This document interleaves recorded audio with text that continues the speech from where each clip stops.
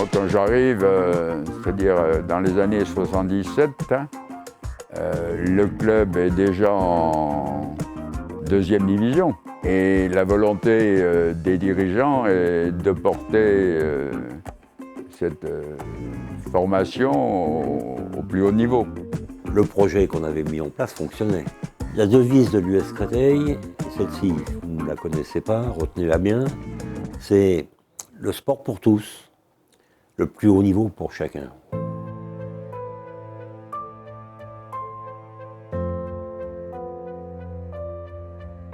Tout le monde doit pouvoir faire du sport et le sport est son choix. Et notre devoir, notre projet, notre devoir, tant celui de la ville, donc du maire, que le mien en tant que président, c'est de pouvoir accompagner tous les sportifs jusqu'à leur plus haut niveau personnel.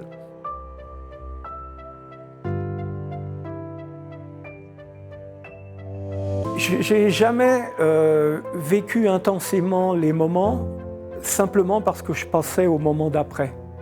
C'est-à-dire que quand on est champion de France National 2, c'est au moment où il y a des basculements de championnat, puisque c'est le moment où la fédération commence à vouloir arriver vers le professionnalisme et elle crée une National 1B. C'est-à-dire que, alors qu'on est champion de France National 2, on aurait dû monter en National 1 et il nous crée encore un échelon supérieur.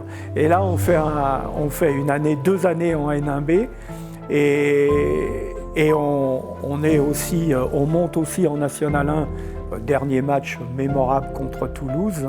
Il fallait absolument battre Toulouse, je crois qu'on avait cru que c'était 7 buts en fait. Et la fin du match arrive, je crois qu'il y avait plus 5 pour nous, et il y a un pénalty pour nous, et on se dit c'est cuit, on va gagner, si on marque le pénalty, ça va être 6 buts.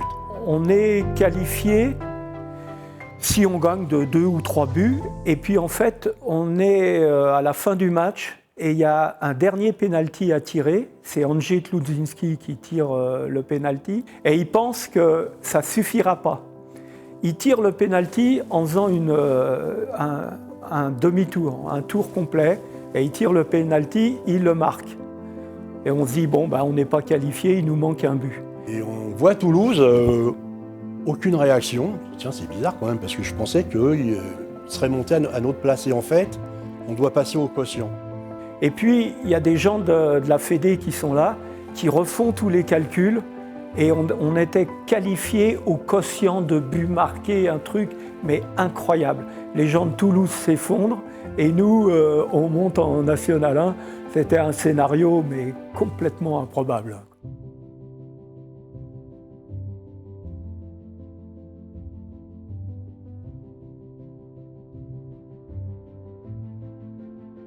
Et je me souviens Pinon qui était heureux comme tout, Serge Pinon qui était le président. Et je lui dis, mais alors comment on va faire pour l'année prochaine? Et il me dit, bon, savoure et puis on verra plus tard. Mais il est clair que tout le monde avait conscience qu'on était passé à une autre phase.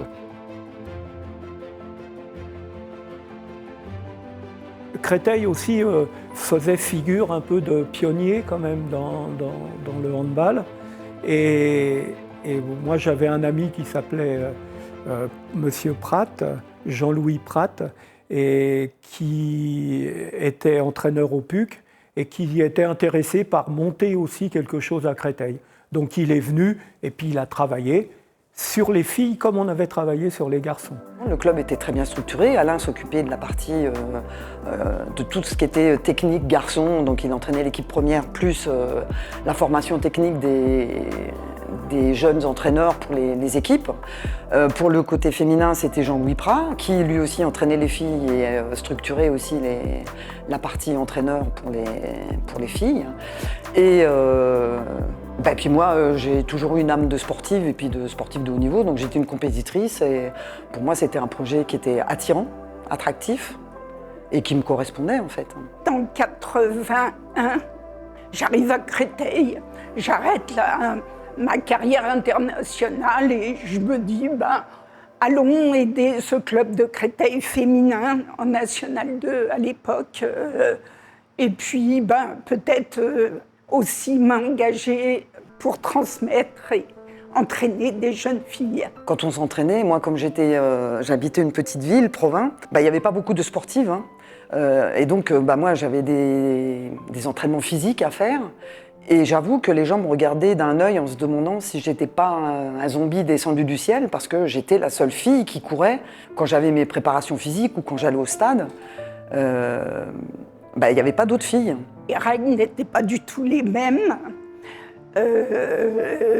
Mais je dirais que si je veux faire une comparaison avec le handball d'aujourd'hui, beaucoup moins physique, puisque nos entraînements n'étaient pas du tout à la hauteur de ceux aujourd'hui.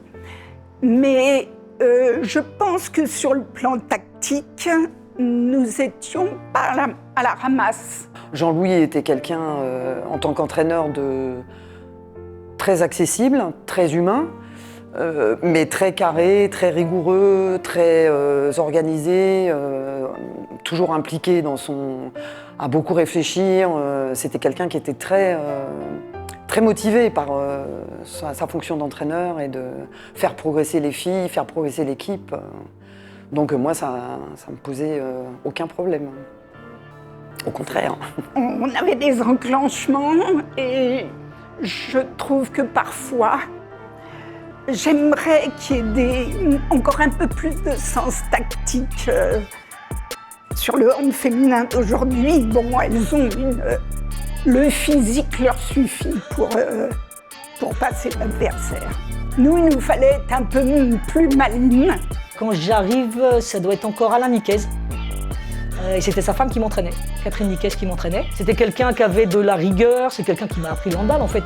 Mais en même temps, c'était humain, on faisait pas mal de regroupements dehors. Elle faisait pas mal de moments conviviaux, on faisait des soirées chez elle, on a fait des tournois, on a fait pas mal de choses. Donc, en fait, elle m'a appris la rigueur et elle m'a appris le handball en fait. Je faisais à ma façon, avec ma passion, mon envie. On avait des jeunes filles de la cité. Et puis on avait aussi des jeunes filles des bords de Marne. Et moi j'adorais cette mixité. C'est-à-dire que ça enrichissait ces jeunes filles de côtoyer d'autres milieux. Moi, l'apport que je pouvais leur apporter, j'étais pas les parents. Pour celles qui avaient envie de fumer, je leur disais, tant que vous êtes avec moi, ne fumez pas, je vous rends service, etc. Donc on avait, je pense, un rôle d'éducateur aussi. Je dois vous dire que le premier match de D1, je suis sorti du match, je me suis dit, ah ouais, ça va pas être la même. Il y a du boulot. C'est une étape de plus, quoi. C'est encore quelque chose à construire, c'est encore quelque chose à bâtir. Voilà. Et puis en plus, à ce moment-là, on ne peut plus jouer à Casalis et je crois qu'il faut qu'on aille jouer à Alfortville, où c'était sur l'année de National 1, il faut qu'on aille jouer à Alfortville. C'est-à-dire qu'on n'avait pas, dans la ville, on avait un certain nombre d'équipements sportifs, des gymnases, en nombre important, mais pas une grande salle qui permette d'accueillir plusieurs milliers de personnes. Pendant un an, les garçons ont joué pendant un certain temps à Alfortville, puisque le gymnase n'était pas homologué. Puis après, construction du Palais des Sports, et là, Créteil a pris comme une autre dimension. Alors c'est resté, ce que je dis, pour moi, un club familial, mais en tout cas, ça a pris une autre dimension avec le Palais des Sports.